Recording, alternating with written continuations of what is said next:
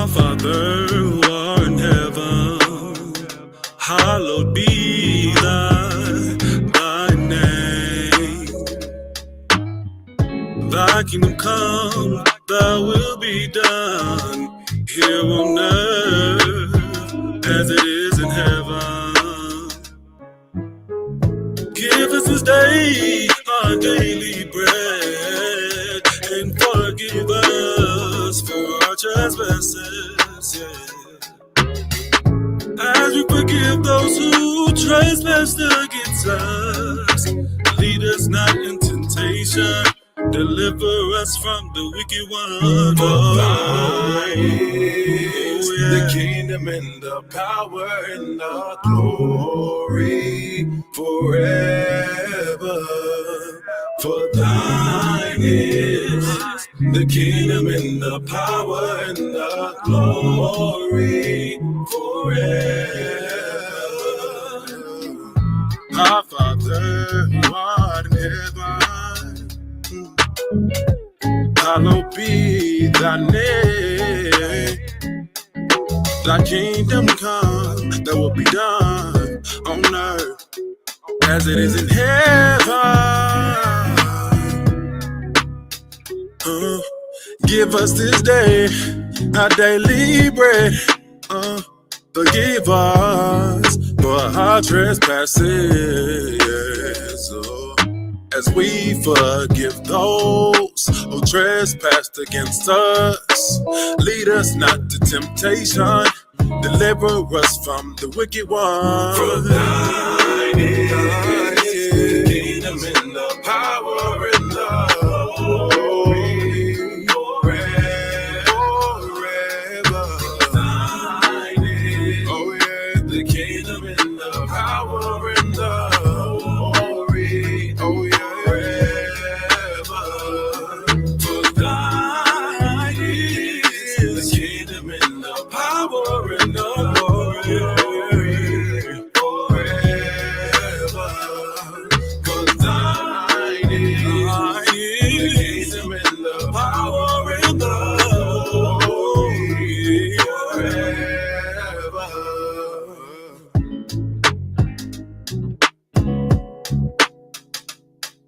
Thy kingdom come, thy will be done on earth.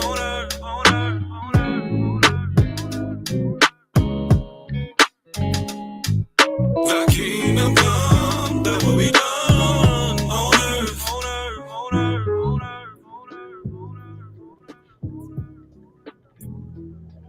Thy kingdom come, thy will be done on earth.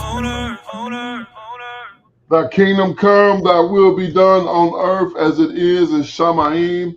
All praises, honor, and great esteem unto the Most High Power, Yahweh, Ba'ashem, Hamashiach, Wamalak, Yahweh Shai, and to the 12 tribes of Israel who are scattered to the four quarters of the earth. I say Shalom, Wa, Baruchi. That is peace and blessing. I cannot wait to the day when the Most High brings us back together and we are once again 12 tribes, one family, one nation, under the Most High Power, under one covenant, back in our own land with a heart of flesh and no more a heart of stone, with our enemies, our adversaries, and all those who hate us under our feet. Hallelujah. All praises to the Almighty Yah. Hallelujah. Yes, indeed. I'm joined this afternoon, going into the evening, by my most esteemed Kenaniah. Shabbat Shalom, Aki. Shabbat Shalom, Aki. Shabbat Shalom, Yasharal. Call Halal Yahweh. Bahashem, Hamashiach, wa Malak Yahweh Shah. Barak Atah. Barak Hashem. Barak Hashem. Hallelujah. All praises to the Most High Yahweh in the name of his beloved Son, Yahweh Shah, the Messiah and King. Bless you.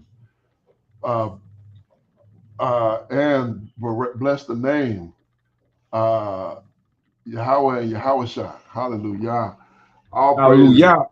It is another Sabbath Yom, and I pray that you have had a magnificent Sabbath Yom thus far. You've gotten some rest, and you've enjoyed the rest that the Most High have provided for us who are in covenant with Him, who are His people, who are His mishpachah, who do His service, and the Hebrew Israelites. And I hope you joined us last night. We had a wonderful, wonderful time highlighting what it means to be a Hebrew Israelite. Second time in 2 weeks, and we had a magnificent time. I think we're going to continue that series for a little bit, and we're going to continue bringing out the highlights, the high points. Shaul right, what advantage have the Yahwadim in every way? We have every advantage. We have every positive situation, and the Most High have shown us this, and we're going to continue to highlight that on what it means to be a Hebrew Israelite series. So continue joining us for that. Right now, I almost want to say it's bittersweet because this book of Shemu'ėl has been magnificent, and Indeed. yes, we are in the last stretch here. We are in the final 7 chapters, and we're going to read through here. And praise to the Abba, man. I'm just, you know, what can I say not good about being the people of the Most High? There's nothing I can say that's not good. You know, Abba is magnificent. Abba is wonderful. Abba is our strength, our rock, everything. You know, I was talking to my aunt yesterday, and got to talking about my dad, and I was thinking about my dad some, and it kind of, you know, my spirit got a little bit down, and you know, I just thought about the Most High, my spirit, my heavenly Father, and my spirit came right back to right where it's supposed to be. And you know, you can think about things in this world and how things can get you down, but man, you think about the goodness of the Most High. You know, there's no way you can stay down in those situations, in those circumstances. So, but praise to the Abba. We are at the end of the book of Shemu'ėl, and we're going to finish this on out. I'm going to go ahead and get started. We have 1 Shemu'ėl chapter 25, Shemu'έλ's death, verse 1. It says, and Shemu'ėl died, and all the Israelites were gathered together and lamented him and buried him in his house at Ramah. And Dawid arose and went down to the wilderness of Paran. Adab or Nabal, Slakia. No, I'm going to say Adab and Nabahu. I'm like, we passed that. God. Abigail. I don't know where my mind be going sometimes, but all right. Verse 2. And there was a man in Moab whose possessions were in Carmel, and the man was very great, and he had 3,000 sheep and 1,000 goats, and he was shearer of the sheep in Carmel. Now, the name of the man was Nabal, and the name of his wife Abigail, and she was a woman of good understanding and of beautiful countenance. But the man was churlish and evil in his doing, and he was of the house of Caleb. If you remember when we talked about Caleb earlier, back in the books of Exodus, Numbers, into I say Exodus, is that right? Was he in Exodus? Let's see. Khan. Yeah. Okay. I was like, wait a minute, I think I went back too far, but no, he was in Exodus, Numbers, Deuteronomy, and into Joshua.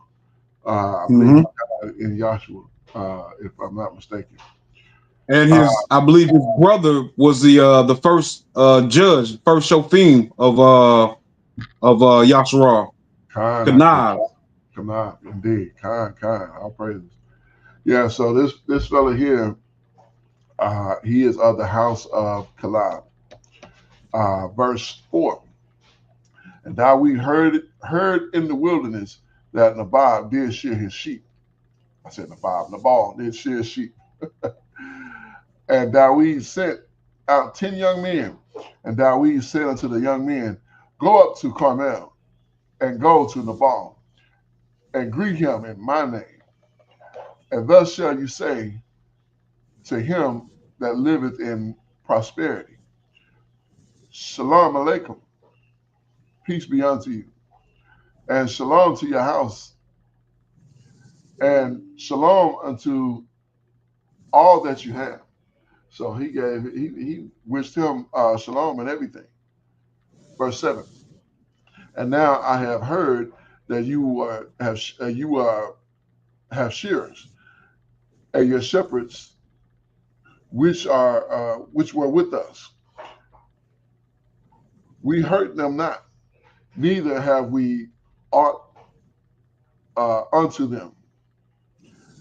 All the while they were in Carmel.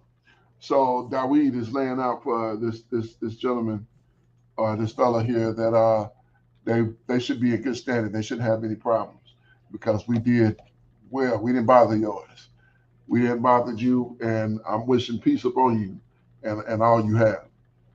Verse 8. And your young men, and they will show you. Ask your young men, and they will show you. Wherefore, let the young men find favor in your eyes. For we come, excuse me, my bad. For we come in a good day. Give, I pray you, whatsoever cometh to your hand unto my servants and to your son David. So he's even putting himself in a place of showing his humility, putting his place under him. Praise to the Abba. Verse 9. And when David's young men came and spake to Nabal according to all the words in the name of David, and ceased, and Nabal answered David's servants and said, Who is David? And who is the son of Jesse? There be many servants nowadays that break away unto a man from his master. Shall I then take my bread and my water and my flesh that I have killed for my shearers and give it unto the men whom I know not where they be? Like, I'm not giving nothing. I don't know this cat. Right. Yeah. And see, it was saying that he was curlish, in the previous verse. Mm-hmm. Now, we kind of get a better understanding of what that means. He was real extra disrespectful. He could have just been like, no, and let your nay be nay and your yay be yay. But he had to add all this extra stuff to it, Indeed. Yeah, he definitely wanted to add some insult. And what he don't realize is he insulting probably the greatest warrior on the earth from this time probably back. Because I'm trying to think. Well, maybe Shimshon. Maybe Shimshon would have been, at a higher place than David in the battlefield. But that's only because the Most High was with him. Most High was with David too. So I don't know. Thankfully they wouldn't have to fight because they brothers. So verse 12. Right. Yeah. So David's young men turned their way and went again and came and told him all those sayings. Let's see what David say about this. Verse 13. And David said unto his men, gird you every man his sword. Oh, what? Oh, let's roll. We rolling over there. Strap up. We rolling over there. And they girded every man his sword. And David also girded on his sword. And they went up after David about 400 men and 200 abode by the stuff. Now, when I hear that 400, I always go back to when Yaakov was coming from, yeah, he was coming from Laban's house, and he was coming home. He was coming back to Canaan, and his messengers went up and came back and said, "Hey, uh, Esau is waiting for you, and he got 400 men with him." You know what I'm saying? And Uh-huh. Dawid Slaki, Yaakov was coming with his family. He's got his wife and children, little children, and so his numbers were small. He didn't have many men to fight whatsoever. And here showed up Esau with 400 men, and I just imagine the feeling and Yaakov's stomach, realizing that the last time he saw Esau sort of kill him, and yet he was waiting for him with 400 men. That had to be rough. So here's Dawid. Fast forward to this time, but when Shemu'eel has died, Dawid is going up against Nabal to see him, to pay him a visit, since he want to talk tough, and he got 400 men with him. Right. So transfer that feeling in your stomach of Yaakov to Nabal here, because that's when he realized that here come Dawid and 400 cats with him. You know what I'm saying? Armed cats, by the way. All right, continuing, verse 14. But one of the young men told Abigail, Nabal's wife, saying, "Behold, Dawid sent messengers out of the wilderness to salute your master, to salute our master." And he railed on him. Wow. Verse 15. I don't remember reading this that's good last time, Mike. Last time we read this, this must have went right over my head or something, because I'm getting a vivid picture right here, and it's really good. Verse 15. I remember us checking it out, and Yeah. we even, we looked at Nabal's name, and I thought it meant like foolish or something like that. I remember us looking at this situation though. What did it mean? Let me I, pull it up I, right quick. I think it's foolish. Okay. Okay. Let me. Yeah. Yeah. Fool. Yeah. Yeah, Khan. Kai, you're right. I forgot about that. But yeah, Kai, all praises. Continuing here. Verse 15. But the men were very good unto us, and we were not hurt, neither missed we anything, as long as we were uh, conversant. Conversant. Conversant. I was like, wait a minute. Hold on, Akeem. Conversant with them. And we were in the field. Verse 16. They were a wall unto us, both by night and day. All the while we were with them, keeping the sheep. Now, therefore, know and consider what you will do, for evil is determined against our master and against all his household. For as such, the sons of the evil one, that the men cannot speak of him. Abigail intercedes. So here's Abigail now, thankfully, because her husband, he he was about to get it. Let's see, verse 18. Then Abigail made haste and took 200 loaves and 2 bottles of wine and 5 sheep ready dressed and 5 measures of parched corn, 100 clusters of raisins and 200 cakes of figs, and laid them on a donkey. And she said unto her servants, "Go before me, behold, I come after you." But she told not her husband Nabal. And it was so, as she rode on the donkey, that she came down by the covert of the hill. And behold, Dawid and his men came down against her, and she met them. She about to smooth it all out. Well, I thought it was finna be some smoke in the city. Verse 21. Now Dawid had said, "Surely in vain have I kept all that this fellow have in the wilderness. so that nothing was missed, and all that pertaineth unto him.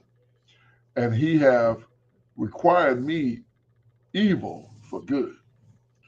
So apparently, when somebody do you evil, when you do them good, that's reason to battle.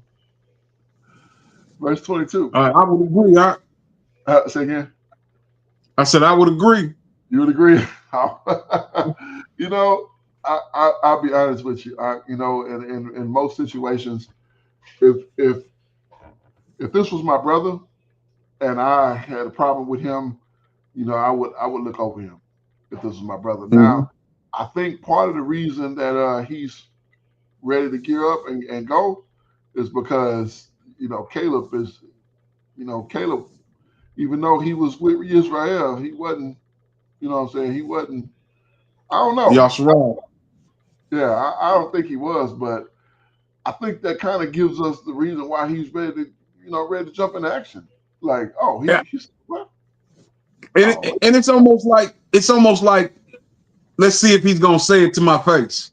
yeah, Let's go down here and see if he has the same energy to say what he just said in my face. And we'll be ready. We'll be ready to go to war if he does. exactly, exactly. He want to say something like that. We're gonna leave 200 back. I'm taking 400 with me, and we're about to ride down there. Verse 22.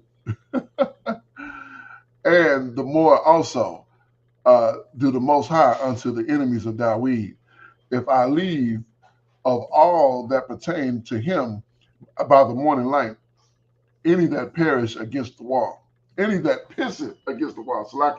So his plan is to go down there and cut everybody in half. He get to kill all of them. You see what he said here? He says, if I leave of all that pertain to him by the morning light, any that piss against the wall, he's about to kill all of them. That's his plan. That was his intention to go down there. Like, oh, he gonna play me like that? If this ain't Negro stuff, I can't tell you what is. Because Okay. I mean, that's exactly.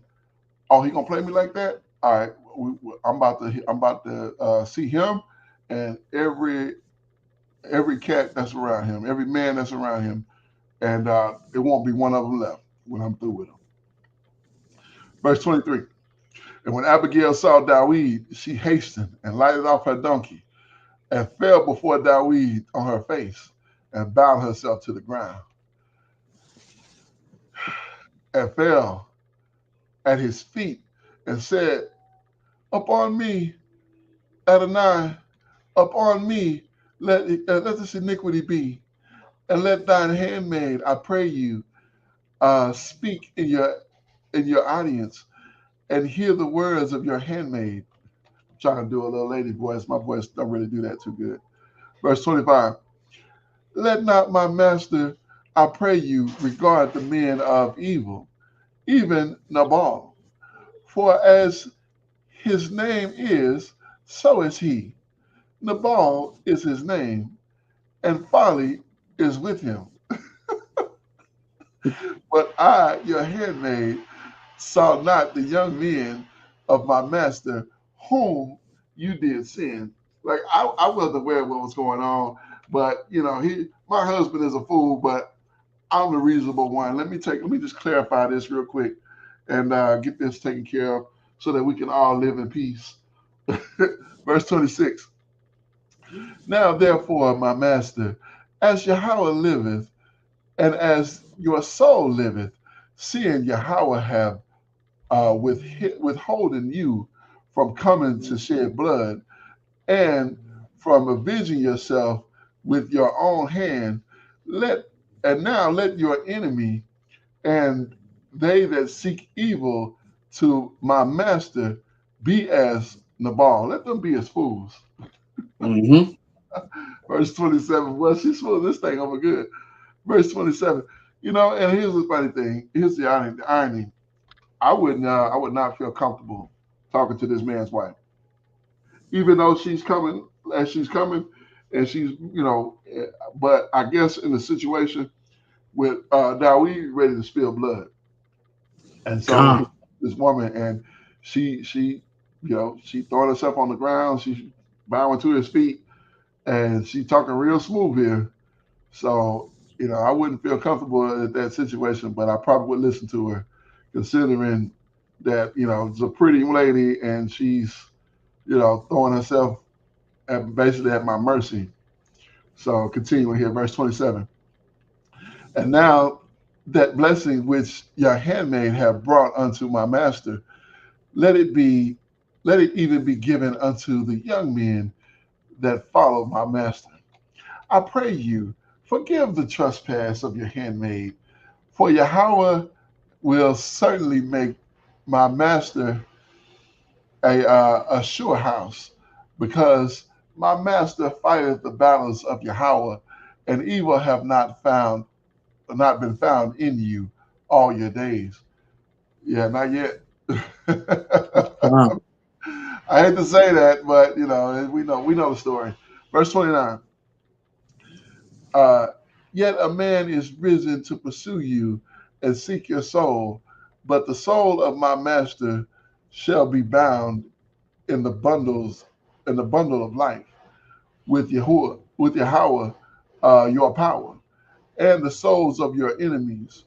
Them shall you sling out as out of the middle of the sling. So yeah, this is after he's dropped Goliath. So she's hitting on that point. Verse 30. And it shall come to pass when Yahweh shall make done with my master according to all that is good that he has spoken concerning you, and shall appoint you ruler of Israel.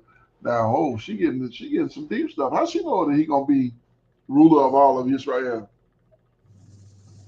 Because that Ruach is on her. Verse 31.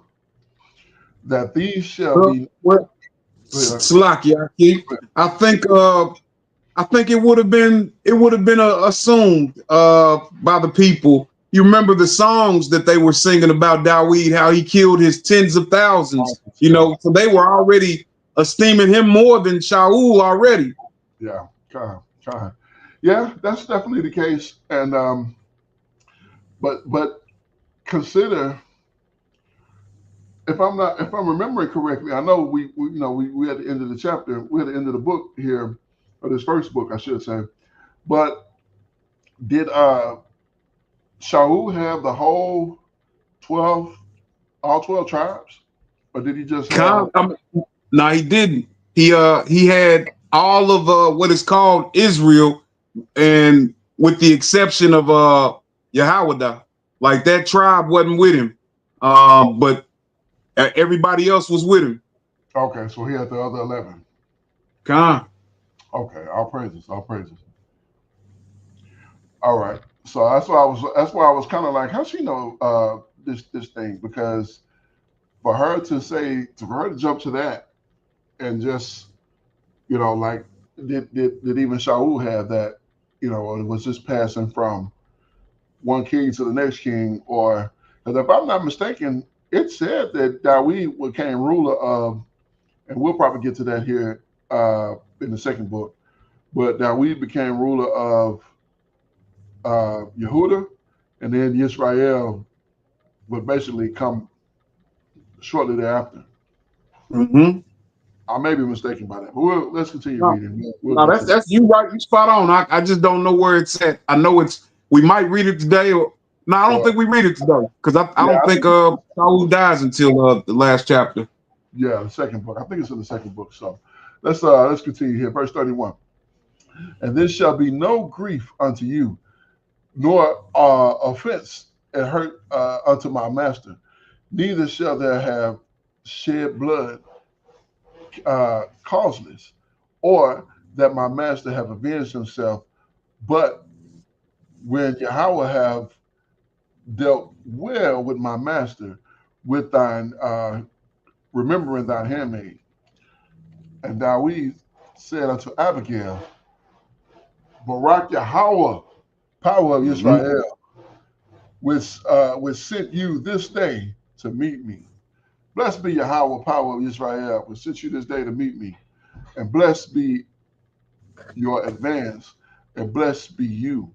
which have kept me this day from coming to shed blood and from avenging myself with my own hands.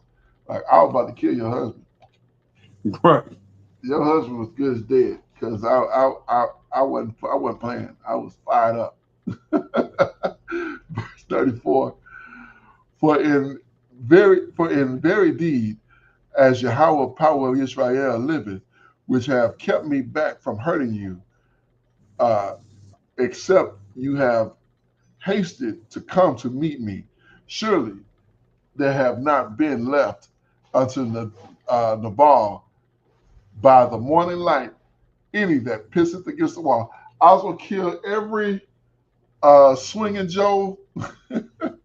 God. They was all done for. His fate was sealed. Uh, what is that? Is man, that's something else. You know what I'm saying? For Dawid to be that like that, uh, straight, straight to the point. Like, yeah, I was gonna come down there and just handle all of them. But I appreciate you coming in and first of all, bless be Yahweh for you and for doing what has happened here, because yeah, it was about to be on. Verse 35. So Dawid received in her hand that which she had brought him, and said unto her, Go up in shalom to your house. See that you have hearkened unto your voice. Slacky. I have hearkened unto your voice and have accepted your person. And Abigail said unto the ball, and man, I keep messing this up. My bad. Slacky, verse 36. And Abigail came to the ball, and behold, he held a feast at his house, like the feast of a king, and the ball's heart was merry within him, and he was very drunken. Wherefore she told him nothing less or more until the morning light. Like, yeah, by now you would all been dead if I had not done what I did, because the greatest warrior that we know at this time, and probably in the last, I don't know how long, was coming fully armed and ready to see you face to face. Verse 37. Wow. But it came to pass in the morning that when the wine was gone out of Nabal, and his wife had told him all these things, that his heart died within him, and he became as a stone. And it came to pass about 10 days after that Yahweh smote Nabal, that he died. So Dawid was coming to put him down, and because of his evil, this one again, I think that points more so to this not being, a line of Yehuda here, and I could be wrong, and I'm open to correction, but yeah, he put this, he went ahead and shut him down, for the evil that he did against Dawid, which also shows us again the favor of Dawid with the Most High. That, Con. what I'm saying, he didn't have to move his hand against him. Con. So, man, I need that kind of favor. With you don't want to step on my toe out. You don't want to see. Right. The Most High don't play about me. Right, exactly. You know what I'm saying? You don't want to cross me like that. That'll be bad for you. Your whole house will fall in, and you don't even know why. Yeah. Dawid marries Abigail, so that's where he got her from. So no wonder he was talking about how beautiful she was. Verse 39. And when Dawid heard that Nabal was dead, he said, Barak Yahweh. And he had plans to cause of my reproach from the hand of Nabal, and have kept his servant from evil. For Yahweh have returned his wickedness, the wickedness of Nabal, upon his own head. And Dawid sent and communed with Abigail to take her to him to wife. So, look here, girl. I hear you newly single. How about we spend some time together? God, God. How about I meet your pops, and we can see what happens from there. Verse 40. And when the servants of Dawid came to Abigail to Carmel, they spake unto her, saying, Dawid have sent us unto you to take you to him to wife. Like Dawid wants you to marry him. Can you imagine doing a proposal and not even being there? That's different. That's Ain't it, different. ain't it for real? Like, yeah, Dawid wants you to come and marry him. And she like, for real? Verse 41. And she arose and bowed herself on her face to the earth and said, Behold, let the handmaid be a servant to wash the feet of the servants of my master. She ready to wash the feet of the servants of this man. Talk about the ground you walk on. Worship the ground you walk on. My goodness. Verse 42. And Abigail hastened and arose and rode upon her a donkey with 5 damsels of hers that went after her. And she went after the messengers to Dawid and became his wife. So Dawid took, help me with this one out, Ashon. Ahinoam. Ahinoam. I was way off of that. Ahinoam of Yezreel. Yezreel. Mm-hmm. Yezreel. Okay, told out. And they were also both of them his wives. So wait a minute. These other 2 women was his wives too? Come. Wow. All right. Continuing, verse 44. As Shaul was given Milcah, his daughter, Dawid's wife.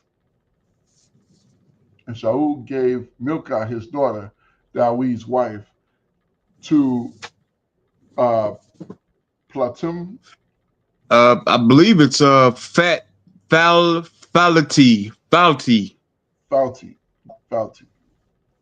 Falti, the son of Laish, which was of Gilam. Mm-hmm. So all this got to mean something. Falti of Laish. Who in the world is Falti of Laish? You remember looking at this before? Nah, I don't. I don't recall. Look, you hit it on the head, huh? Falti. Mm-hmm. Falti. My deliverance. Son of Rufai, a spy which was from the tribe of Benjamin. So he's a Benjamite. Oh. So he gave him to a Benjamite? Well, yeah, Shaul, that would have been his kinsman. Yeah, one of his own. I was gonna say one of his own tribes. So, okay, deliverance of Yahweh, and yeah, we only see that name in these 2 spots once in Numbers, and again here. So, son of Ruha. This one is son of Laish. Okay. Let's check out his dad's name. Laish. Lion. I like that name. Early name of Dan, a town in northern Israel. There's got to be some significance of this last bit that he'd given Milcah, his daughter, Dawid's wife, to. Oh, you know what? I think this is the prostitution. You should not prostitute your daughter to cause her to become a whore. I was thinking something along those lines. Like I wanted to say that, this is showing us that clearly, Shaul is off, in transgressing, Yeah. Because look how it says it. It looks like there's got to be some significance here. And look how it says it. But Shaul had given Milcah, his daughter, Dawid's wife, to this cat, the son of Lion, which was of Gilam. So he'd have given his daughter, who was already a man's wife, to one of his tribe. You can't do that. That's completely off. Con. You can't. That's literally what prostituting your daughter is. You should not prostitute your daughter and cause her to be with another man when she's married to another man. That makes her literally a harlot. That's the definition, the very definition of whoredom.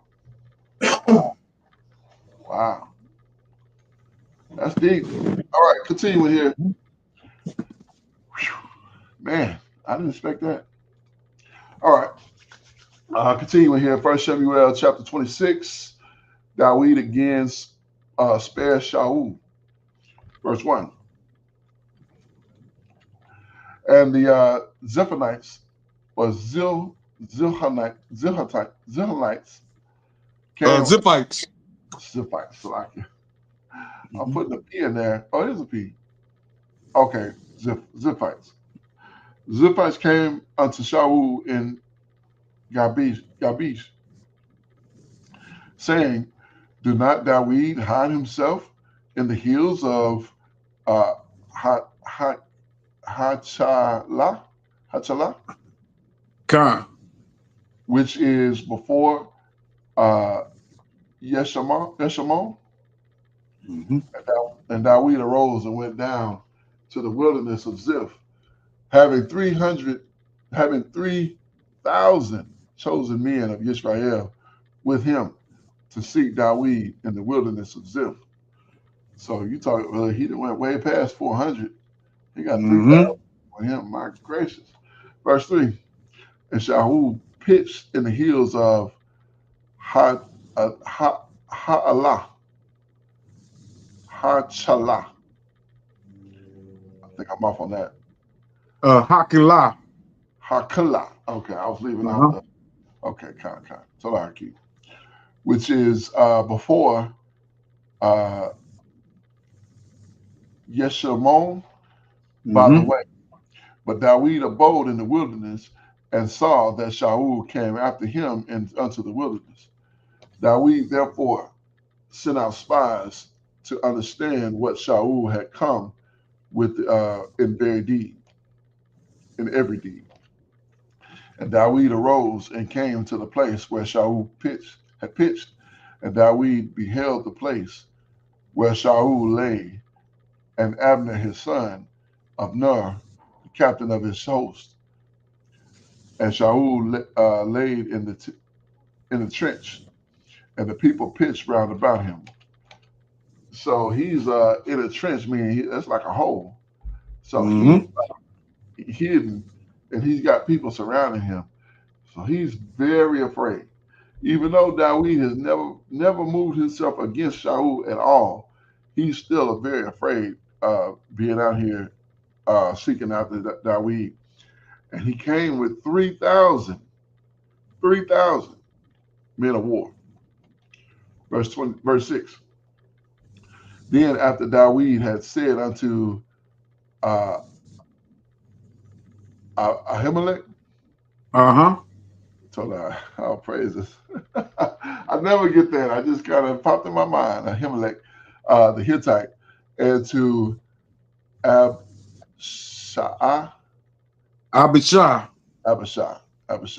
Tolaki, the son of Zerah, brother of Joab, saying, who will go down with me to Shaul to the camp? And Abishai said, I will go with you.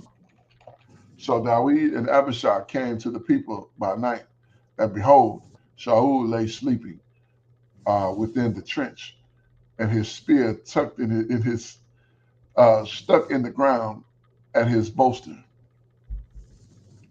And Abner and the people lay round about him.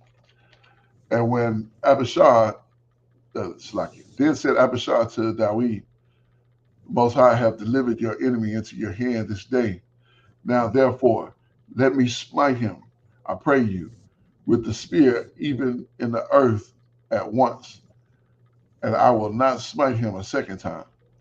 Like I just hit him one time. I promise that'll be enough. And Dawid said to Abishai, destroy him not, for who can stretch forth the hand against Yahweh's anointed and be guiltless? Mm-hmm. Yeah, I mean that's big right there. Like, Huh. man, I got so much respect for the Most High. This is the King of that the Most High had put in place. I can't put my hand against him. I can't even have you put your hand against him. Verse 10. Dawid said, furthermore, as Yahweh liveth, Yahweh shall smite him, or his day shall come to die, or he shall descend into battle and perish. That's Yahweh, prophetic. yeah, indeed, huh? Man, indeed, you're not kidding. Verse 11. Yahweh forbid that I should stretch forth my hand against Yahweh's anointed, but I pray you, take you the spear that is at his bolster and the curse and the cruse of water, and let us go. Like, go and get that spear.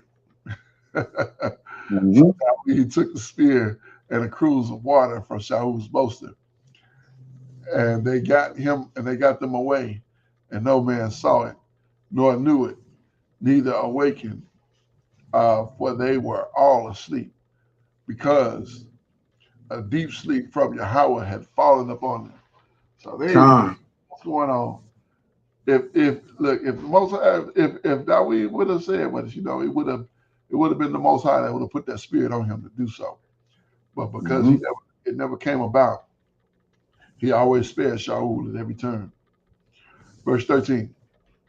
Then Dawid went over unto the other side and stood at the top of the hill afar off, a great space being between them.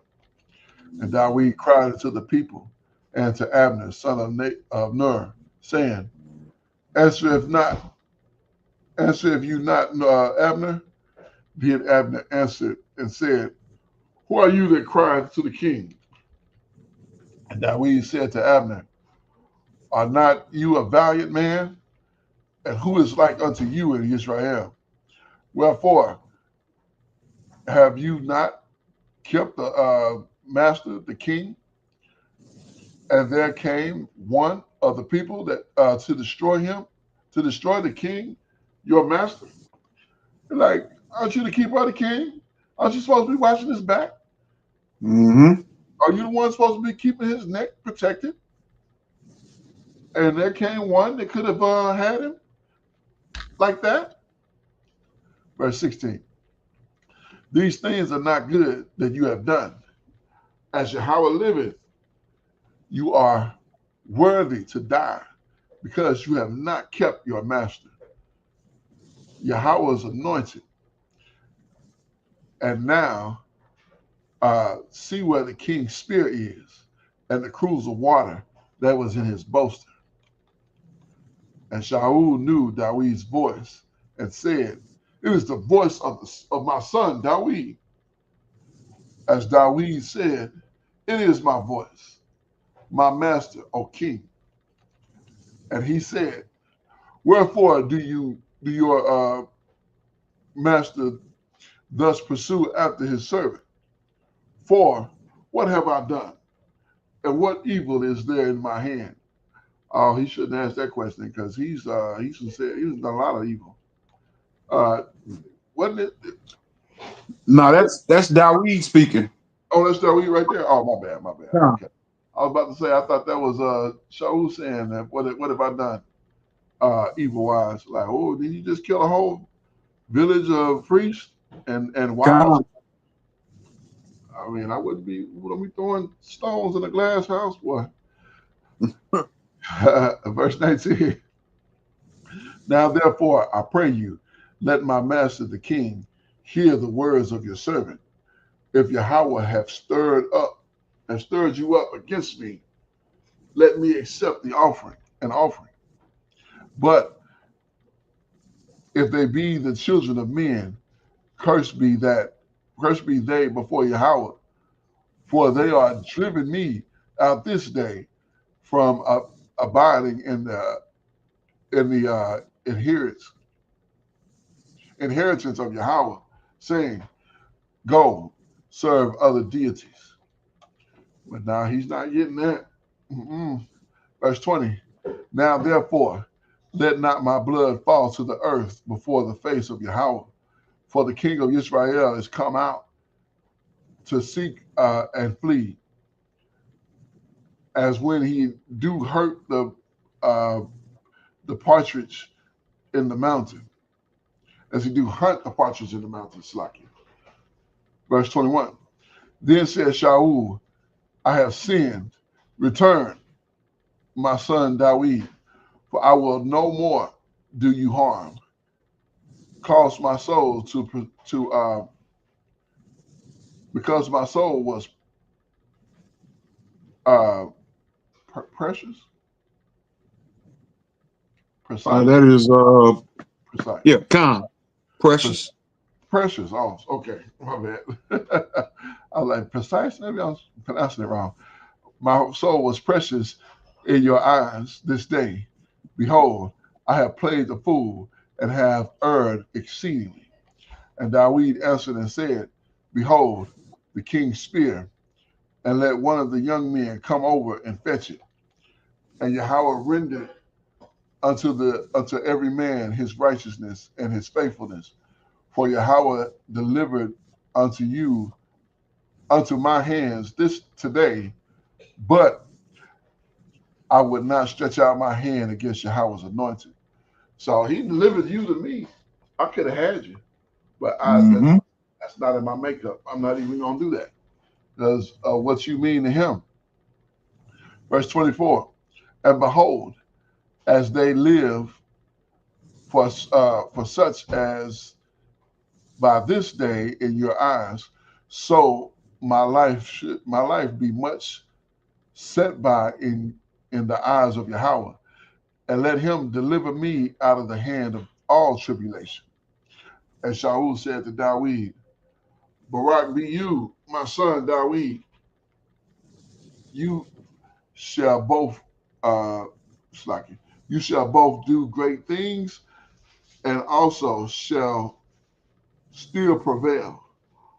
So Dawid went his way, and Shaul returned to his place. So has Shaul actually seen the light now and realized that Dawid is really not his enemy? Let's continue. Book of 1 Shemu'ėl, chapter 27. Dawid flees to the Philistines. Verse 1. And Dawid said in his heart, I shall now perish one day by the hand of Shaul. There is nothing better for me than I should speedily escape unto the hands of the Philistines, and Shaul shall despair of me to seek me any more in the coast of Israel. So shall I escape out of his hand. So yeah, he knew by that act, taking his spear in water, that he was not gonna back up from that, even though he said, I'm done with this thing. You're right and I'm wrong. He was just saying that to get him comfortable.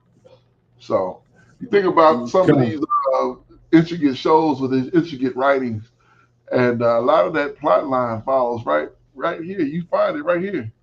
I mean, we literally read it. I'm thinking about Ghost of Power. Yeah, I mean that's a very interesting point. It's just the indicators of our people, of how and art imitates life a lot of times. Indeed. I mean, this literally, he knew, even though he said that, like a sucker would have been like, oh, Shaul, my king, and ran with his arms open to hug him, and it got shanked, right through the what did he say, through the fifth rib. And that'd have been the end of his story. But he was smart enough to know, now that I've done this, I better get up out of Israel, because this cat is coming. He coming for me. He not gonna take the foot off the gas. Matter of fact, he gonna put some more gas in this thing. Continue with verse 2. And David arose, and he passed over with 600 men that were with him in Achish,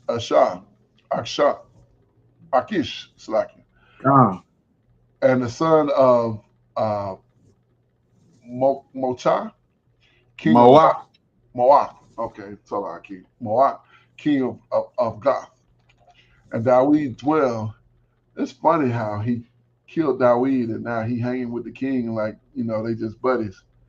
I mean, killed David. He killed Goliath. And now he just hanging with the king of Gath like, I didn't kill your champion. You know what I'm saying? Like, yeah, I killed your champion. I took his head. I took it back to Jerusalem. But that don't mean we can't be friends. Well, that is some man of war stuff right there, for real. Verse 3. And David dwelled in Achish in Gath, he and his men, every man with his household, even David with his 2 wives. Ahinamon. Ahinamon. I was stuck on that one. Ahinamon, the Yisraelite, and Abigail, the Carmelist, Nabal's wife. But Nabal's dead, so she's not his wife anymore. Right. It's not like Shaul giving his wife to another man. He died. So that make her available. Verse 4. And it was told Shaul that David had fled to Gath, and he sought no more after again for him. So once he found out that he over there with the Philistines, oh no, I ain't going over there. I go over there, it's gonna be my demise. And David said to Achish, if I have now found grace in your eyes, let them give me a place in some town in this country, that I may dwell there. And why should your servant dwell in a royal city with you? Then Achish gave him Ziklag. I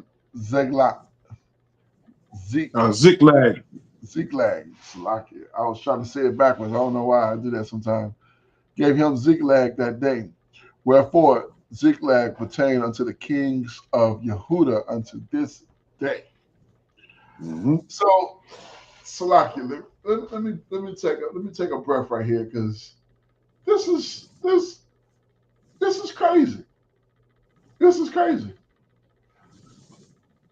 You've been fighting. Remember when he defeated Goliath.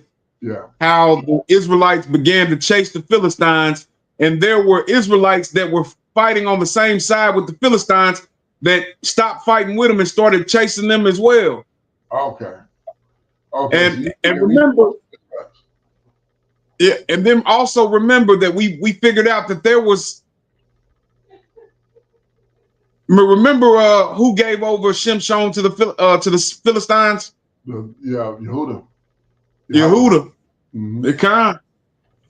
Yeah. So they've always had some type of relationship, with them folks. Okay. Well, that makes sense. So it would make sense also that he would go there and be comfortable going there, and it would also make sense that Shaul would say, "I ain't going over there." You can't. So, all right. Well, that puts it in even a better perspective. All praises to the Abba. Verse 6. Then like Ish, it even said that Ziklag pertained to the kings of Yehuda unto this day. Mm-hmm. So Ziklag is a place for us, for Yehuda. Those of us scattered, we need to get back to Ziklag. Mm-hmm. Verse 7. And the time that Dawid dwelled in the country of the Philistines was a full year and 4 months. And Dawid and his men went up and invaded the Gershonites and the Gerzites, and the Amalekites. Of those nations were the inhabitants of the land, as those, it's like you, as you go into Shur, even unto the land of Mizraim. And Dawid smote the land, and left neither man nor woman alive, and took away the sheep and the oxen and the donkeys and the camels and the apparel, and returned and came to Achish. So you talk about a shopping spree. I mean, he go in there and put them all down, and now he got all this stuff. Think about they got Benzes and Cadillacs and nice houses, and now and nice clothes. All that belong to him now. All that belong to him and his men. Like what? What? Verse 10. And like it said, where have you made a road today? And Dawid said, against the south of Yehuda and against the south of Yezmeelites? Khan, Uramilites. Uramilites. And against the south of the Canaanites. Khan, check this out. So in the beginning of that verse, he's asking them, where have you made a road today? Right. You know what he's talking about? Like like a home? No, a road of dead bodies. Oh, wow. Well, you've been killing today. Khan. Okay. When I saw that road, I thought, to make basically like, where have you traveled? But he's saying a road of dead, but wow. So no wonder he's not giving him no push. You know what I'm saying? No pushback. Truthfully. Like, yeah, all that happened in the past, but I know what kind of man you are. I'm not bothering you. You come in here. Yeah, you come in here, have a seat, get comfortable. What can I get you? Can I get you something to drink? Verse 11. And Dawid saved neither man nor woman alive to bring tithings to God, saying, least they should tell on us, saying, so did Dawid, and so will be the manner all the while he dwelled in the country of the Philistines. And Lachish believed Dawid, saying, he have made his people Israel utterly to abhor him. Therefore, he shall be my servant forever. So they hate him. So now he worked for me now. I'm gonna be. So I get like this right here because that makes sense. Like, oh yeah, his people hate him. So yeah, he gonna be over here. I can send this man out and he can do all kind of killings. Remember what he did with Shaul for his daughter? He said, "Bring me the foreskin of the Philistines," and he brought him. He asked for like 400, and he brought him like double, 200 more. Mm-hmm. Yeah. So imagine what this cat would get out of him.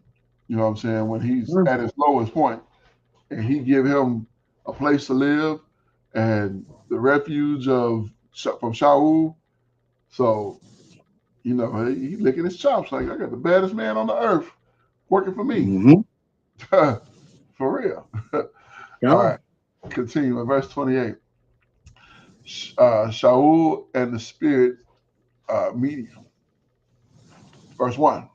And it came to pass in those days that the Philistines gathered their armies together for warfare to fight with Israel. And Lachish said unto Dawid, know that a surety that you shall go out with me to battle, you and your men. So now here comes the time of truth. Hey, we're going to fight the Israelites. You rolling with me? Yeah, you rolling with me. I done paid you all this time. You rolling with me. Verse, Mm-hmm. and Dawid said to Lachish, surely you shall know what your servant can do. And Lachish said to Dawid, therefore I will make you keeper of my head forever. Like I'll give you a high position. You'll be keeper of my head. Verse 3. And Shemu'eel was dead, and all of Israel lamented for him and buried him in Ramah, even in his own city. And Shaul had put away those that were familiar spirits and wizards out of the land. And the Philistines gathered themselves together and came to pitch in Shuim. And Shaul gathered all of Israel together, and they pitched in Gilboa. Gilboa. God. Yeah, I was thinking about that snake when I saw that name, Gilboa, like Boa. Mm-hmm. Verse 5. And Shaul said unto the host of the Philistines, he was so afraid, and his heart greatly trembled. Oh, Slacky, I said that wrong. Let me read that again. And when Shaul saw the host of the Philistines, he was afraid, and his heart greatly trembled. So he was petrified at the sight of the Philistines, knowing that they was there for him. Verse 6. And when Shaul inquired of Yahweh, Yahweh answered him not, neither by dream, nor by Urim, nor by prophet. And when Shaul, then said Shaul unto his servants, seek me a woman who hath familiar spirits, that I may go to her to inquire of her. And the servant said unto him, behold, there is a woman that hath familiar spirits in Endor. Now, it's amazing how they know everything. Like, Mm-hmm. give me who got the new Jordans? Oh, it's the cat that got them. You know what I'm saying? Like, It's like what? it's a newspaper. It's like it's a Yeah, newspaper somewhere that we don't know about. they got all the information. That takes me Uh-huh. back when it takes me back to when Yehuda went up to shear sheep, and somebody told Tamar, your father-in-law went to shear sheep, and she was like, Mm-hmm. I'm going up there too. Verse 8. And Shaul disguised himself and put on other raiment. He went and two men with him, and they came to the woman about night and said unto her, I pray you, divine unto me by familiar spirit, and bring me him up, whom I shall tell you, whom I shall name unto you. Salakia. Verse 9. And the woman said unto him, behold, you know it that Shaul have done, how he have cut off those that have familiar spirits and wizards out of the land. Wherefore, um, wherefore then layeth you a snare for my life and cause me to die? He's like, what you trying to do to me, man? Set me up for death? And Shaul swore to her by Yahweh, saying, as Yahweh liveth, there shall no punishment happen to you for this thing. Then the woman said, whom will I bring up for you? And he said, bring me up Shemu'eel. And the woman saw Shemu'eel and cried with a loud voice. And the woman spake to Shaul, saying, why have you deceived me? For you are Shaul. And the king said unto her, be not afraid, for what saith you? And the woman said unto Shaul, I saw deities ascending out of the earth. And he said unto her, what form is he of? And she said, an old man came up, and he covered with a mantle, And Shaul perceived that it was Shemu'eel, and he stooped with his face to the ground and bowed himself. And Shemu'eel said unto Shaul, why have you disquieted me to bring me up? And Shaul answered,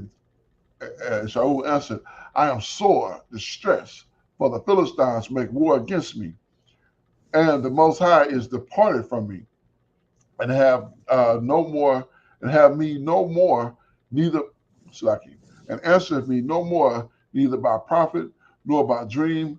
Wherefore I have called you, that you may make known to me what I shall do. Then said Shemu'eel, wherefore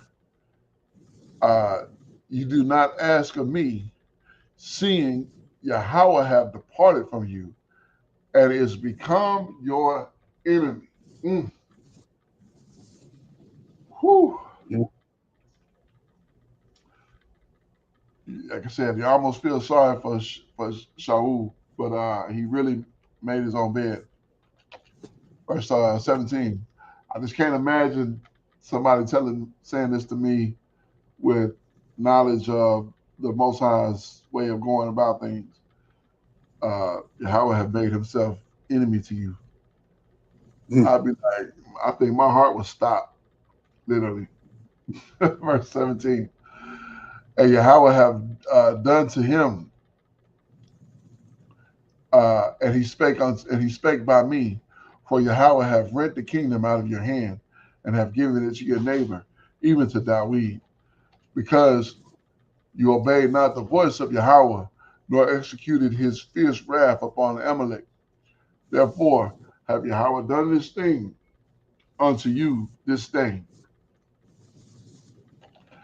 Moreover, Yahweh have also delivered Israel into the hand of the Philistines, and tomorrow shall you and your son be with me. Tomorrow you dead, man. Wow. Oh. You know, something else that stands out to me, verse 18, you know, we learn, you know, why Shaul is now an enemy of the Most High, and it's because he did not execute vengeance, you know, that wrath upon Amalek, you know. Exactly. Now, you know, people, some of our brothers and sisters that you know, attend those first of the week institutions, they will tell you that, you know, the Most High is you know, he's forgiving, and that is true. That is true. However, he does not change, and he says that he will have war with Amalek, which means Yasharal, his chosen people, will have war with Amalek unless we want to be enemies of the Most High. Right. Exactly. I sure don't. Show me Amalek. I'm out. Look, I feel you, Howard. Just point. Show me who Amalek is, and my hand is. Simply put, I promise. I'd rather have my hand in their throat than the Most High have his hand in my throat. So, who want to fall in this? Who want to be in this position that Shemu'eel is in? You know what I'm saying? The Most High have delivered Israel into the hands of the Philistines, and tomorrow you and your sons be with me. Yahweh have also delivered the host of Israel into the hand of the Philistines. So, like, what can he do here? Like, I would be so distraught. I promise, my heart would stop. I would have a heart attack. I would have a heart attack right here. There's no way I can walk out of here from this lady's place, and where can you go? Where can you hide? You can't go hide nowhere. The Philistines coming to attack, and they taking everything. According to your ace, according to your top guy, the guy who gave you the job at the beginning, who you done brought up because the Most High is not dealing with you. I mean, this has got to be the worst possible situation that can happen outside of the part for me. I knew you not. I never knew you. You know what I'm saying? That's the only thing that could be possibly worse than this is him telling you that. Man, this This is deep. This is some deep stuff. Continue with verse 20. Then Shaul fell straight all along to the earth and was so afraid because of the words of Shemu'ėl, and there was no strength in him, for he had eaten no bread all the day, nor all the night. Shoot, that ain't what taking his strength. What took his strength was the words of Shemu'ėl. Like I can't imagine. You know, you think about the only thing I can compare this to. You think about people on death row. They are told on this date you will be put to death. We're going to take you, put you here, and your life will be ended at this point in time. And the night before that, to know that this is what it is. Now, don't get me wrong. I'm not saying be afraid to die. I'm not saying that. But just that much detail is given to you that by this time tomorrow, you're going to be with me and your sons. So your line is cut off. Whew, man. Verse 21. And the woman came to Shaul and saw that he was sore troubled, and said unto him, Behold, your handmaid have obeyed your voice, and I will put my life in your hand, and have hearkened unto your words which you spake unto me. Now therefore I pray you, hearken you also unto the voice of your handmaid, and let me send a morsel of bread before you. Let me set a morsel of bread before you, and eat, that you may have strength when you go on your way. It's like, yeah, I'm gonna give you some bread, and then you got to get out of here. You got to go. But did she not hear this message that he got? Verse 23.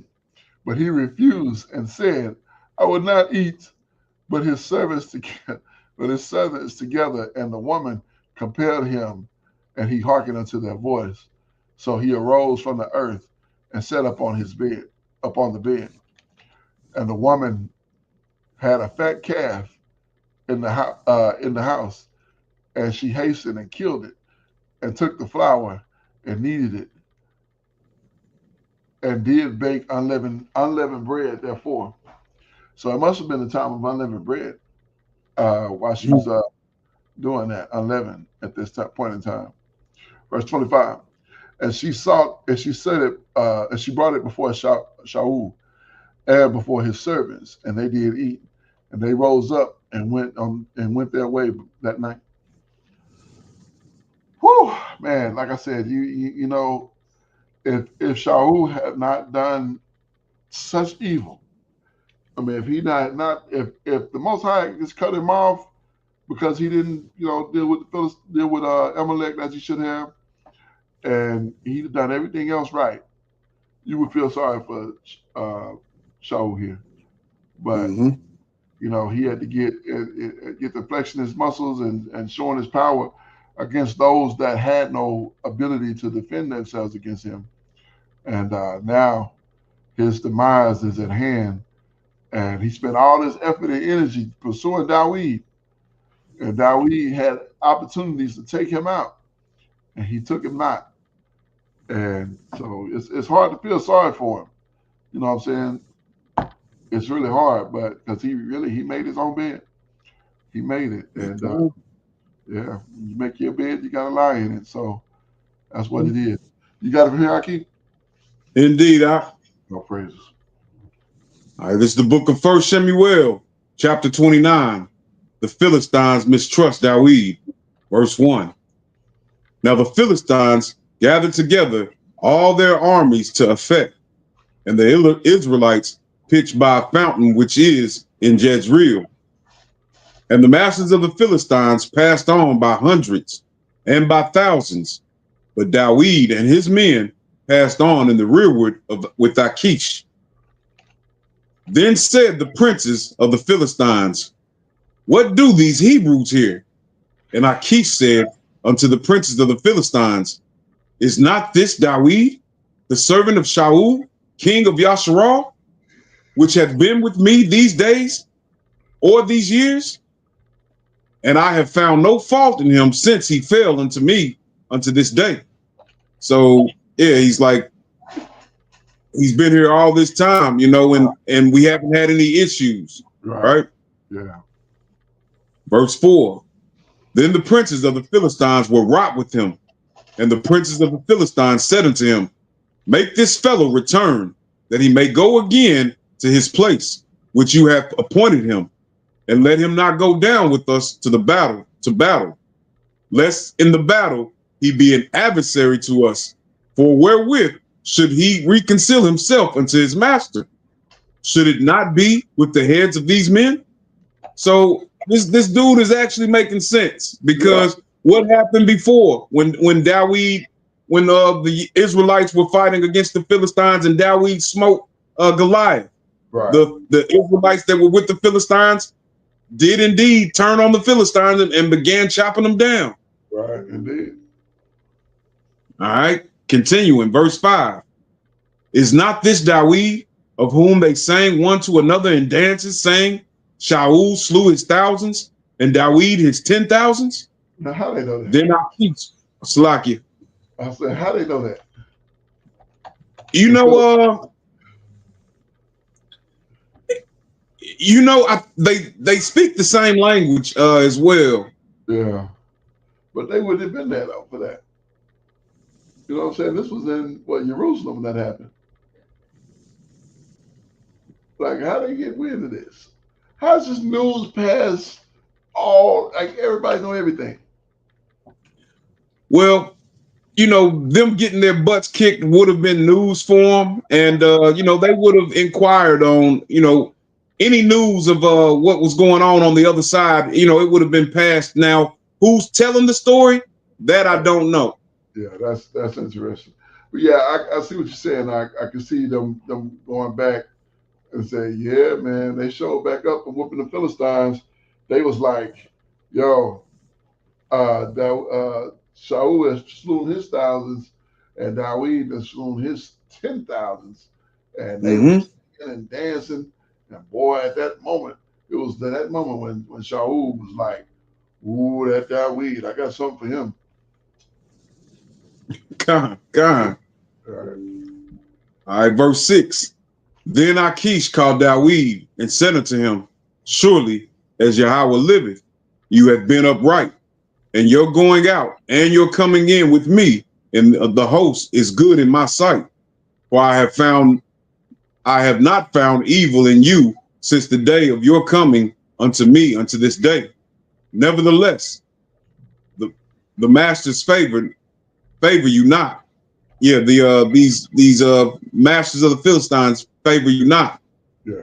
Wherefore now return and go in shalom, that you displease not the masters of the Philistines. And Dawid said unto Akish, but what have I done? And what have you found in your servant so long as I have been with you unto this day, that I may not go and fight against the enemies of my master, the king? You know, I'm wondering if Dawid's plan was indeed to, you know, turn on it, switch sides, like, you know, during this battle, you know? Yeah, I can see that being the case, but you know, it's the irony is that the Philistines prevailed, and as Shemu'ėl said in the last chapter, you know, so even though they prevailed, they did, you know, we'll continue, but I don't know, you know, if he would have switched sides, that could have been his, you know, his demise. Yeah, but you know what? Maybe I'm wrong. Maybe I'm wrong, because remember in the previous chapter you were reading, you know, he prophesied on how the Most High was going to destroy Shaul. So maybe he wanted to see it for himself. Yeah, that could be the case. All right, continuing, verse 9. And Akish answered and said to Dawid, I know that you are good in my sight, as a Malik of the Most High. Notwithstanding, the princes of the Philistines have said, he shall not go up with us to the battle. Wherefore now rise up early in the morning with your master's servants that are come with you. And as soon as ye be up early in the morning and have light, depart. So Dawid and his men rose up early to depart in the morning to return to the land of the Philistines. And the Philistines went up to Jezreel. So, you know, I'm wrong. This the Most High's doing. Yeah. Yeah, I knew that portion, because that's why I said, if he's there, if he did try something, it would have been his demise, because it's already prophesied that they got it. You know what I'm saying? And I hate to say that by that woman that you know, seek her familiar spirits, but she wasn't wrong. You can. All right, continuing.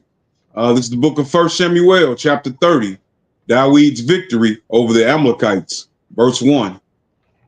And it came to pass, when Dawid and his men were come to Ziklag on the third day, that the Amalekites had invaded the south and Ziklag and smitten Ziklag and burnt it with fire.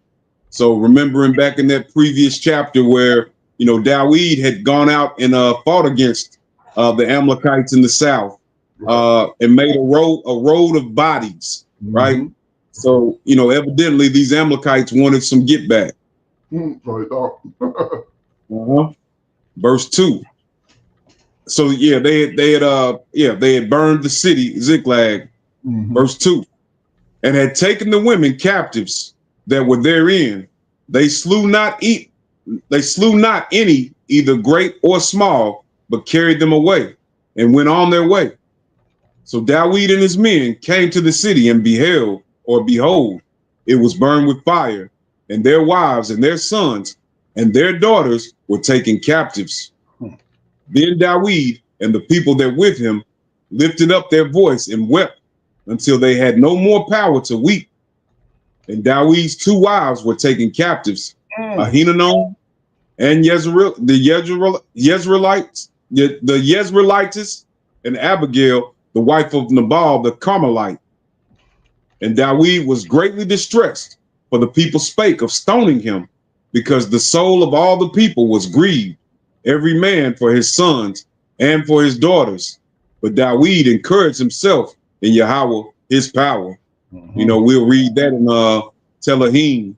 You know, I think he says, if it had not been for would have fainted if it had not been for the Most High. All right. Verse 7.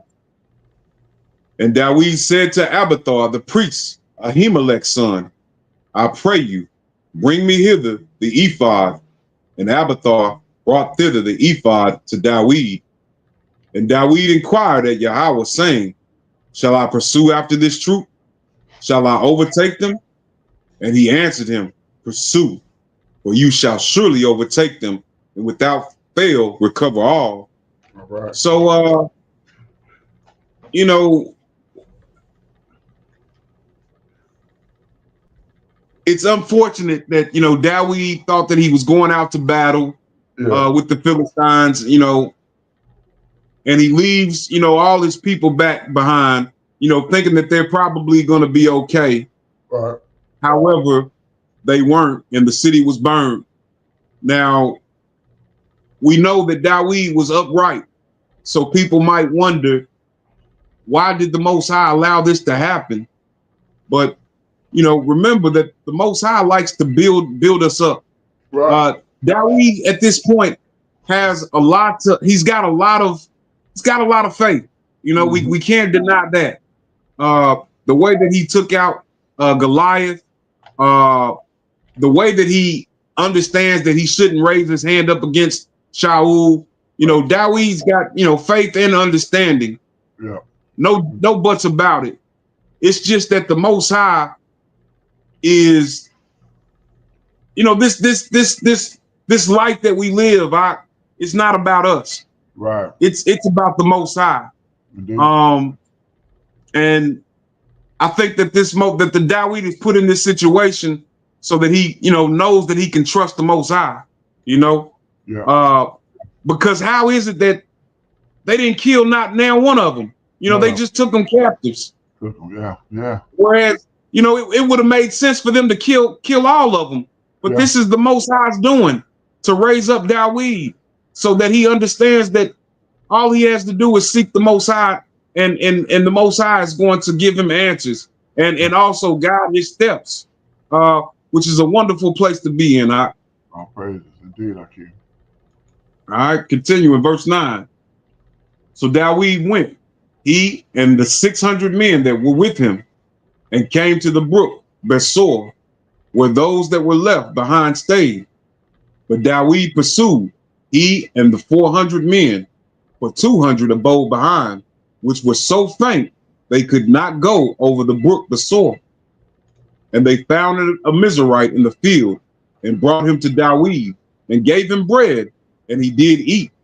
And they made him drink water. And they gave him a piece of cake of figs, and 2 clusters of raisins. And when he had eaten, his spirit came again to him, for he had eaten no bread nor drunk any water 3 days and 3 nights. And Dawid said unto him, to whom belongeth you, and whence are you?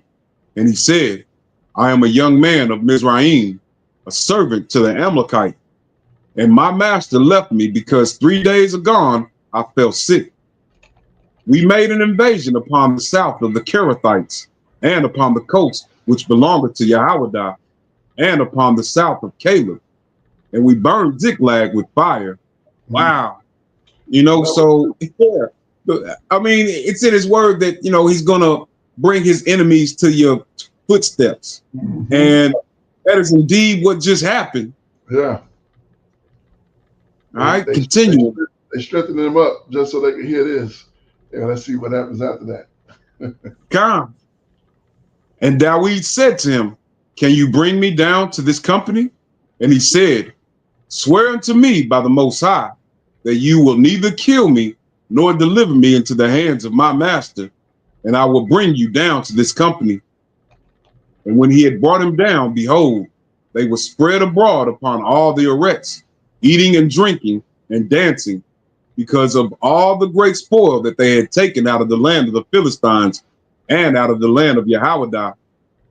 And Dawid smote them from the twilight even unto the evening of the next day, and there escaped not a man of them, save 400 young men, which rode upon camels and fled. And Dawid recovered all that the Amalekites had carried away. And Dawid rescued his 2 wives.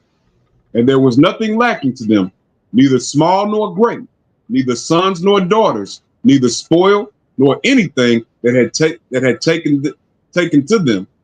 Dawid recovered all.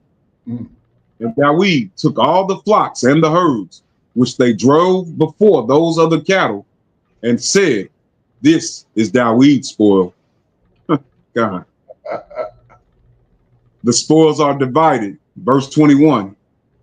And Dawid came to the 200 men, which were so faint that they could not follow Dawid, whom they had made also to abide at the brook Besor. And they went forth to meet Dawid and to meet the people that were with him. And when Dawid came near to the people, he saluted them.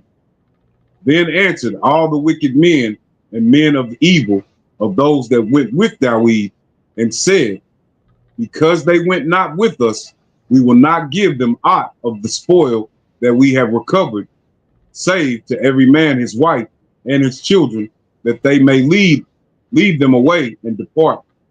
So, you know, I want us to take particular close, you know, look at that. Right. These men who had gone out to battle and fought and been victorious are considered evil men because they didn't want to share what they had gained in the spoil to these men, to their brothers who were so faint that they couldn't go out to fight. Yeah, they was on the same. They was men on the same team, and yet they were trying to discount these men because they were exhausted and they needed time to recover. And yeah, that is evil. Right? You know, it's crazy. But you know, it's sad how much things haven't changed. Right, indeed. And how we haven't learned from these lessons here. Con. Yeah. Verse 23. Then said Dawid, you shall not do so, my brethren, with that which with that which Yahweh hath given us, who hath preserved us and delivered the company that came against us into our hand. For who will hearken unto you in this matter? But as his part is that goeth down to the battle, so shall his part be that tarrieth by the stuff. They shall part alike. So, you know, we're all in this together, man. Right. You eat, I'ma eat.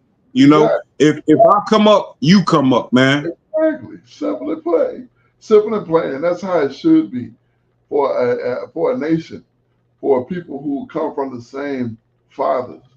You know, you should be looking at your brother like, oh man, you didn't put in on this, so you can, no man, you still my brother. And if I got it, you got it.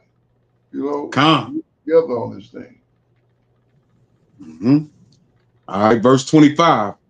And it was so from that day forward that he made it a statute and an ordinance for Yasharal unto this day. Abba, forgive us. Abba, forgive us. Please. Verse 26. And when Dawid came to Ziklag, he sent of the spoil unto the elders of Yahwadah, even to his friends, saying, behold, a present for you of the spoil of the enemies of Yahweh. Man, it's beautiful. It's beautiful. It is, Akid. Verse 27, to them which were in Bethel, and to them which were in South Ramoth, and to them which were at Yatir, and to them which were Aurora, and to them which were in Sipmoth, and to them which were in Estemoa, and to them which were in Raquel, and to them which were in the cities of the Yermelites, and to them which were in the cities of the Kenites, and to them which were in Hamah, and to them which were in Korashan, and to them which were in Atta'at, and to them which were in Hebron, and to all the places where Dawid himself and his men were wont to hunt. All praises, man. All praises. You know, won't love, show love, man. Yeah, indeed. That's 1,000%. All right. Closing out. It's the book of 1 Shemu'ėl, chapter 31. Shaul and his son slain. Verse 1.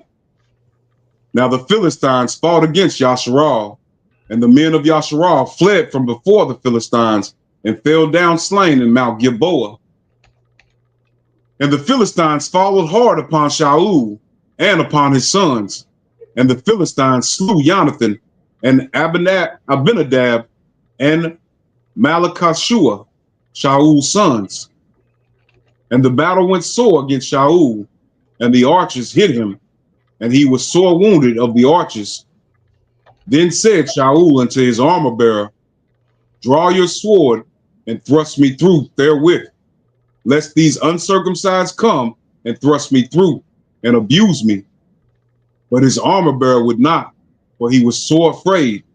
Therefore Shaul took the sword and fell upon it. And when his armor bearer saw that Shaul was dead, he fled likewise upon it. He fell likewise upon his sword and died with him. So Shaul died, and his 3 sons, and his armor bearer, and all his men that same day together. And when the men of Yasharal that were on the other side of the valley, and that were on the other side of Jordan, saw that the men of Yasharal fled, and that Shaul and his sons were dead, they forsook the cities and fled, and the Philistines came and dwelt in them.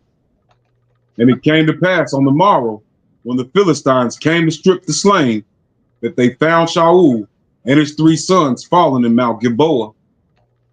And they cut off his head and stripped off his armor and sent it into the land of the Philistines round about, to publish it in the house of their idols and among the people. And they put his armor in the house of the evil one, and they fastened his body to the wall of Bethshan. Wow. It's crazy. That's it's a horrible demise. Man, that is a horrible picture. When you when you read Con, that, it's like, oh gracious, you just grimace like,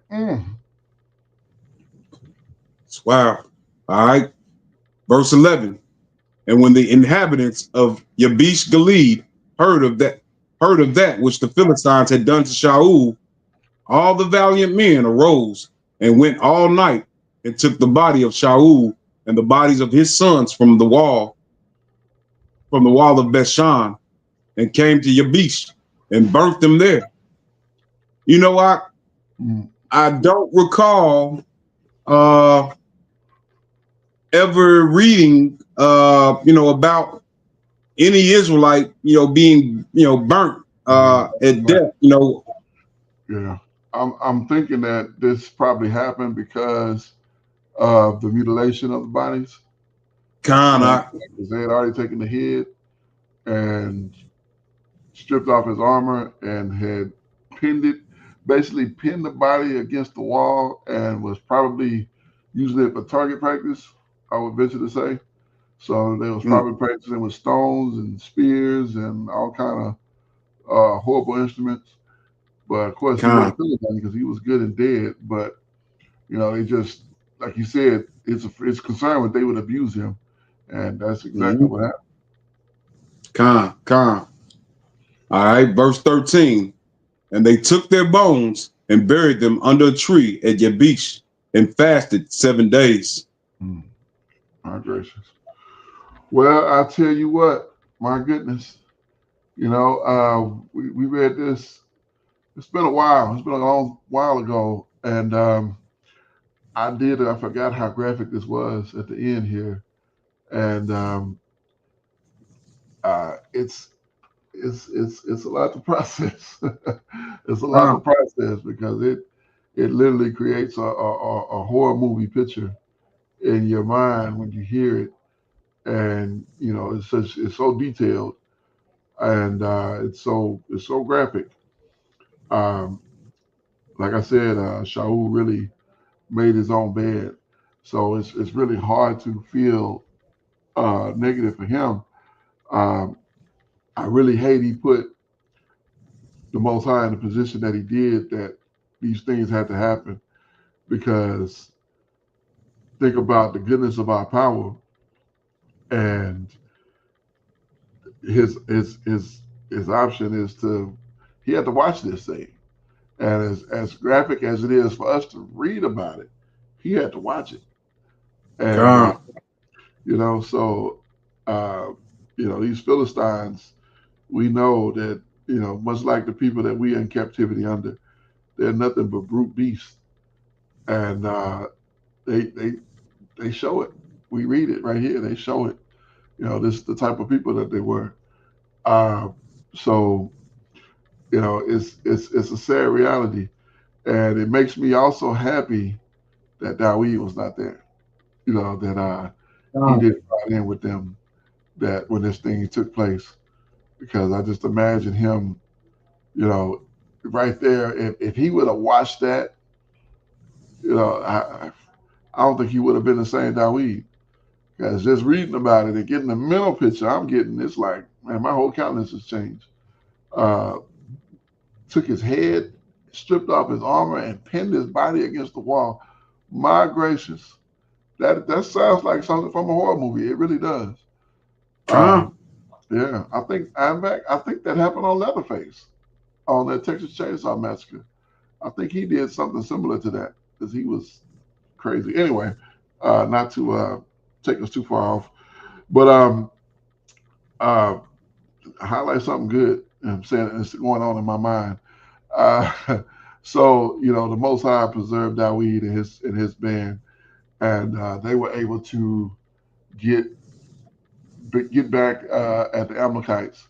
So we get a picture of Dawid fulfilling that which the Most High said, that he would have war with Amalek, and he continued to fight against Amalek, and he got his wives back and the children, and nothing was lost in that situation. Uh, but as it went forward, you know, imagine him during this time that this is happening with Shaul. David is hugging his wives and happy to see them that they safe. So I'm gonna leave it there. Khan, you know, I love hearing about, you know, the history of our people, you know, the story and historical story of well, I say historical and biblical story of probably Mashiach's the greatest king, and after him would be Dawid.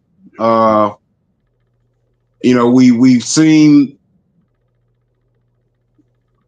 how the Most High will be with us, you know, if we put him first, you know, if we seek his counsel.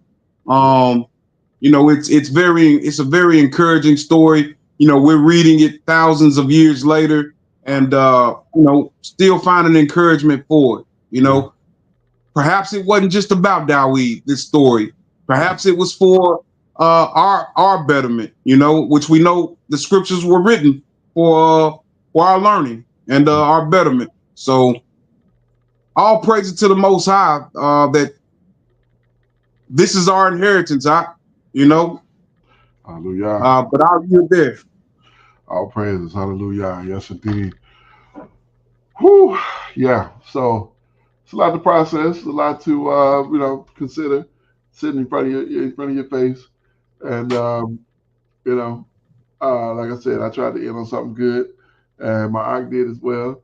So hopefully that image will dissipate soon, and we'll be back to our, you know, regular Sabbath day festivities. So, but praises to the Abba for another Sabbath Yom.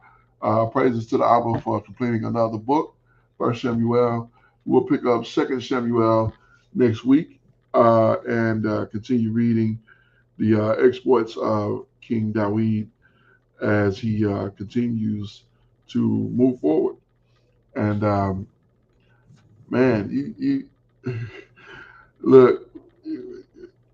Okay, I'm gonna leave that alone. We'll talk about that next week. I was gonna say, you talk about PTSD. You know, we talk about how we've been affected by these things that are happening in this land and all these lands where we've been scattered.